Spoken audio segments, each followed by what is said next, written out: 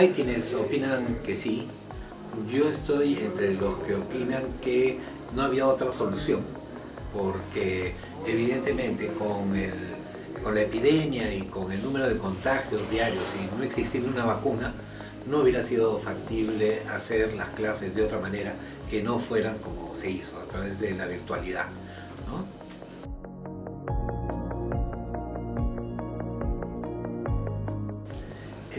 Creo que estamos en eso. Si te has dado cuenta, han comenzado a arreglar los baños, ¿no? Está dentro del plan arreglar el baño del tercer piso y el del segundo, y ver, porque lo primero es eso, son los baños. Lo segundo es que tenemos que hacer algunas modificaciones de los ambientes con el propósito de que circule un poco más de aire. Las soluciones que se den tienen que ser, digamos, en principio en función a una estrategia también de cómo ir abordando la presencialidad en este terreno post-COVID, ¿no?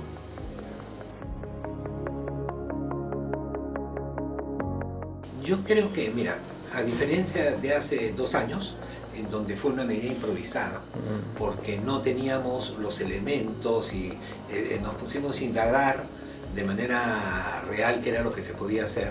Te comento que en un principio en la facultad me dieron a mí el encargo de ver cómo hacíamos para entrar a la virtualidad. Y se comenzaron a hacer las capacitaciones, ¿no? Y de repente, ¡plum!, vino el COVID.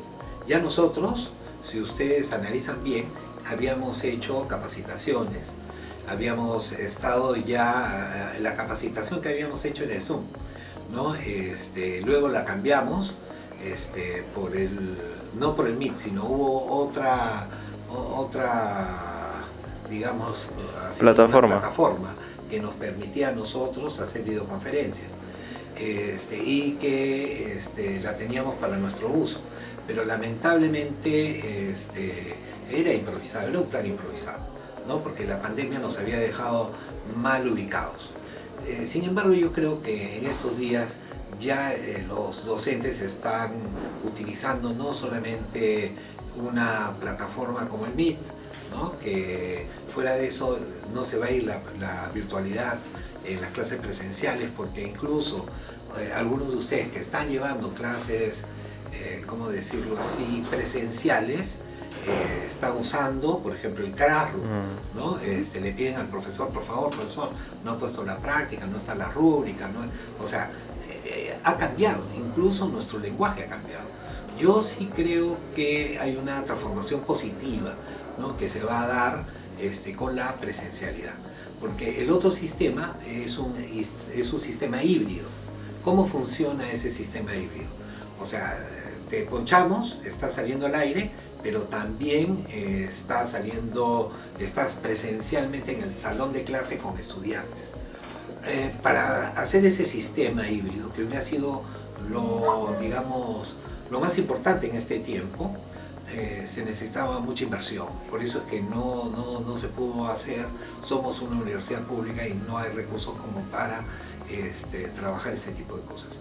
Pero evidentemente, por la normatividad, por una serie de cosas, nos reunimos con ingenieros para ver qué plataformas nos podían sugerir y todo. Sin embargo, en vista de que no había, digámoslo así, una partida para eso, no se tomó, ¿no? Incluso estábamos viendo para ampliar,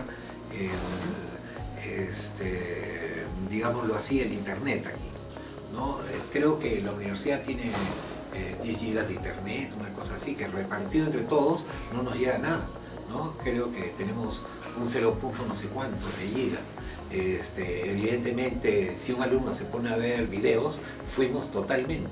Entonces, imagínense, 3, 4, 5 profesores enviando señal, es un problema, ¿no? Ahora, la solución han sido también los modems que nos entregaron y que nos permitía, pues, seguir las clases de manera virtual, ¿no? Yo estoy dictando de manera virtual acá, porque son los días que me coge el dictado de clase como docente, ¿no? Los que vengo yo en la presencialidad, lunes y viernes sobre todo, ¿no? Entonces, ¿qué sucede? Así pensándolo bien, yo creo que hay elementos de la virtualidad que van a permanecer. Pienso que se va a robustecer un poco el sistema. Ahora, yo no sé si ustedes recuerdan, pero yo sí, muchos profesores hace 10 años no tenían plan, no tenían plan de clase, no tenían un aula en donde pudieran poner los contenidos, no existía, no existía nada. El profesor venía y hablaba lo que se le iba ocurriendo en la clase muchas veces. No digo que todos en general, sino que, por ejemplo, en este caso la virtualidad nos ha servido para poder identificar ese tipo de situaciones también, ¿no? Porque el profesor que no prepara clase, pues ¿cómo? O sea, estos son tiempos en los que hay que preparar clase. Y el Classroom, por ejemplo, te da esa posibilidad. Tiene que ver tu PPT, o sea, una cosa es una improvisación dentro de lo planificado, ¿no es cierto? Hoy día salió el último número primo y entonces en la clase de matemáticas lo podemos conversar. Pero ¿qué pasa en el otro extremo? Esa es mi pregunta. Pasa el número primo y entonces yo hago la clase solamente el número primo y ya está, y se fue. Ahora, hay clases que se desbordan por lo que está ocurriendo, ¿no es cierto? Por ejemplo, mañana sale el presidente, renuncia a la presidencia el actual mandatario. ¿Qué va a pasar? ¿Ustedes creen que van a poder tocar otro tema que no sea ese de repente en clase? Y más aún en materia de letras, ¿no? Por ejemplo, en filosofía, en comunicaciones. O sea, lo que vamos a tener que hacer es de repente romper la programación. Pasa en las noticias, porque como ustedes saben, cuando hay un noticiario, ¿qué ocurre? Hay una noticia espectacular y te rompió programación y todo lo que preparaste se fue al tacho. Pasan esas situaciones y creo que deberíamos estar preparados para ese tipo de digámoslo así, de problemas, ¿no? Pero antes no se preparaban las clases, o sea, no se veía en algunos espacios lo que iban haciendo los docentes. Hoy día todos tienen Classroom, todos tienen que tener PPT. Si no tienen PPT, los estudiantes comienzan: profesor, no ha subido el PPT. Me pasa a mí, no subo la clase y los estudiantes comienzan: profe, disculpe, o el enlace está mal, o y tú no te enteraste porque en la semana en la que lo pusiste, lo probaste, todo bien, a la siguiente semana no. Y más aún, por ejemplo, yo programo a principios del ciclo y entonces a veces se rompe algún enlace, fuimos, ¿no es cierto? Tanto de video como por ejemplo, de repente algún documento que estoy dejando, un libro, por ejemplo, ¿no? Hay libros que están, digamos, que son de uso general y hay libros que no. Entonces hay momentos en que existen restricciones. Llega hasta la restricción justo en la clase, los alumnos no encuentran el material. Fuiste, ¿no? Y eso es un poco lo que pasa, ¿no? Lo que yo veo es que la virtualidad ha venido para quedarse, ya sea de manera presencial, remota o híbrida. Pero yo sí creo que la virtualidad va a ayudar, ¿no? A un profesor de plataformas que te diga lo contrario, evidentemente no. Lo que hay que hacer es capacitar a los docentes en otras plataformas y que puedan, pues, evidenciar la necesidad de contar historias, por ejemplo, a través de un webcómic o de una plataforma que te pueda permitir hacer realidad aumentada o realidad virtual. O sea, hoy son tiempos completamente diferentes, ¿no? Y yo sí creo que no es algo que esté vinculado necesariamente con la cuestión de calidad.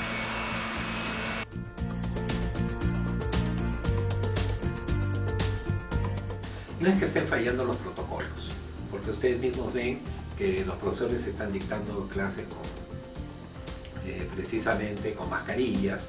Hemos colocado, digamos, también en algunos lugares receptáculos para que ustedes puedan simple y llanamente recoger la mascarilla y poderla usar. Además, también alcohol. O sea, sin embargo, creo que la cuestión de los baños sí es una cuestión que hay que tomar en cuenta y lo estamos haciendo, ¿no? Tanto es así que estamos preparándonos para lo que se viene el semestre siguiente, en donde todos van a entrar en la presencialidad, porque lo que dice la norma es que si tu pregrado, tu posgrado o sea, tu carrera, es, digamos, fue aprobada como presencial, entonces tiene que quedar como presencial. Parece que algunos han relajado sus costumbres, ¿no? Ahora, yo no te digo que seamos infalibles, ¿no? Y lo que está pasando acá está pasando en todos lados. O sea, no habría por qué ponerse un ladrillo Rex en el pecho y decir por mi culpa, por mi culpa, por mi gran culpa, porque eso realmente no tiene sentido. ¿Qué es lo que se está haciendo? Si, por ejemplo, nos enteramos de algo que está ocurriendo con respecto a alguna escuela, inmediatamente tomamos cartas en el asunto, el director nos pasa la voz, nos dice, ¿saben qué? Este grupo se va a la virtualidad por 15 días con el propósito de no fomentar ningún tipo de situación que podría complicarnos en cuanto a los contagios. Eso es lo primero que estamos haciendo, es lo primero que hicimos. O sea, al día siguiente, regresamos a todos a la virtualidad, como en el caso de lingüística y de bibliotecología, que tuvieron casos de ese tipo. Es más, en ese sentido, nosotros no estamos suspendiendo clases. Lo que estamos haciendo es el fenómeno de pasar de la presencialidad a la virtualidad. Pero eso no significa que estemos suspendiendo clases bajo ningún predicamento, por el contrario, las clases continúan. No te voy a decir quién, pero una de las directoras me preguntó, y si hay contagios y me tengo que ir digámoslo así, a la virtualidad, pregunto, ¿cómo hacemos con los profesores? Le digo, pero ¿cuál es el problema? Ahorita todos han subido sus materiales, o sea, todos, los de presencialidad y los de virtualidad, tienen sus materiales en las aulas virtuales. Entonces, ¿eso qué quiere decir? Que no vamos a tener mayores problemas. Pasan a la virtualidad y simple y llanamente a través de la videoconferencia se graba y se comparte y se acabó el problema. Eso es un poco lo que tenemos. Ahora, decirte que no va a ocurrir, no. Eso sería mentir. Por el contrario, lo que tenemos que hacer es tomar las medidas del caso, aislar a la persona, aislar al grupo en realidad, y ver la posibilidad de otro tipo de medidas, ¿no? Se están conversando para hacer pruebas anti-COVID también, ¿no? Porque, ¿cómo se llama? Pero ahí hay que pedir donaciones, o sea, no es una cuestión que sea tan sencilla, ¿no? Pero hacerlo de repente a través de la clínica universitaria. También se ha iniciado gestión en ese sentido, ¿no?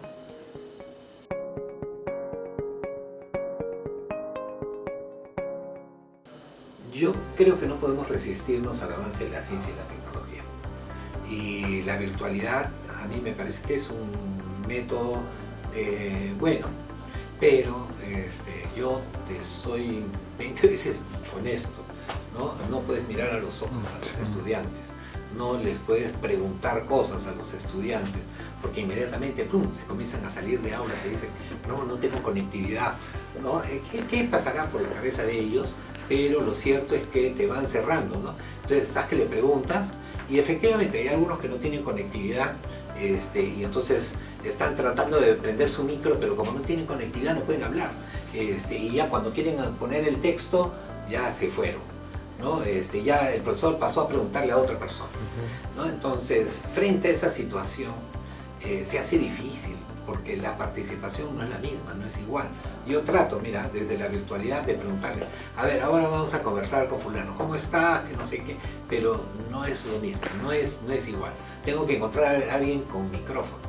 Mira, incluso en las universidades particulares el drama es mayor, porque se supone que todos ellos tienen laptops, se supone que todos ellos tienen micrófono, se supone que todos ellos tienen cámara. Pídele que prendan la cámara, ¿no? Pídele que prendan el micrófono. No, profe, no tengo micro.